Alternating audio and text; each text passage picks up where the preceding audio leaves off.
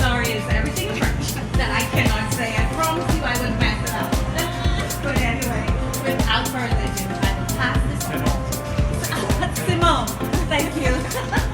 She's Chef Christine. Thank you. Thank you, Raquel. Thanks so much for joining me today. This is so exciting. I'm so excited to showcase some beautiful BEI products. I know we have some people here from away, so it's a great opportunity to explain or show you a few different island ingredients and how we can best use them. So, Christine Brennan and Patrick Lynn to be helping me out today. Two ingredients we really want to showcase today is the limoncello from Deep Roots Distillery. So it's an Italian style liqueur. It's meant to be a bit of a digested after the meal. Very sweet, very lemony. So it's going to balance the dish really well. And we also have some beautiful sweet island kisses from Atlantic Aqua that we're going to use today for the demo. They're beautiful, medium choice oysters. They're nice and full, meaty, lots of brine in them. So they're going to work perfectly for the baked oyster dish that we have today. So we're going to do a baked oyster with remoulade and parmesan. So remoulade is essentially a mixture of three ingredients. It's parsley, lemon, and garlic. And it's an Italian dish, Italian seasoning that you can use on many different things. Shellfish, seafood, poultry, what have you. I chose it for this recipe because it's very simple. It's really bright, vibrant flavors that's just going to complement an already beautiful oyster. So you don't want to overcomplicate it with oysters. They're just so gorgeous on their own. You just want to enhance the flavor. So Tyler's going to be shucking oysters throughout the demo so we can hand out some samples to everybody at the end. He's hand shucking, so I'm going to start from the beginning. What to look for when you're selecting oysters. This is a medium choice. You're going to want one that has a nice cup on the bottom and a flat top. It takes about 2.5 years to get to this size approximately, so you really want to make sure that you treat it with respect because it's 2.5 years old. So I go in from the hinge. So I'm going to use a towel to shuck just because I find it has a little bit of extra support and security around it. So I'm going in from the hinge. I'm using a long Dexter oyster shucker. I have a couple displayed here. It really depends on your personal preference on what kind of oyster shucker you use. Tyler's using the Banjo.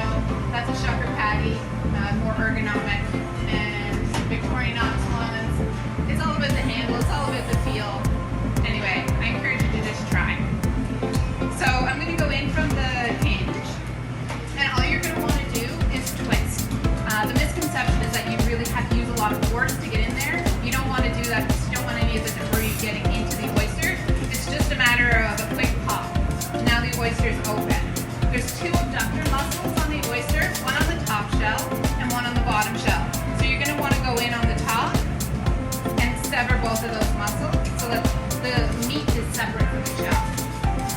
This is what you're going to have to do for the recipe as well. So we're going to do a recipe that is 12 oysters, and don't worry too much about the details. They're going to be posted online after the demo, so you can go check out the recipe online. So we have the oyster here. So I've got the top shell severed. I'm just going to clean up the meat. You're always going to want to make sure your knife is really clean next time you go in. Again, you don't want any of the shell or debris around it. So we're going to go in through the bottom, and that's it. The oyster is nice and loose and fresh and delicious. It's got a beautiful amount of brine in there. You can always do a quality control check, taste them before you go into it all. The east coast of Canada, we have high salinity levels in our ocean, so our oysters are really they're higher on the salt than other oysters. So this recipe is going to complement that a lot. In the remoulade today, we're going to do flat leaf parsley, which is very Italian. Two different types of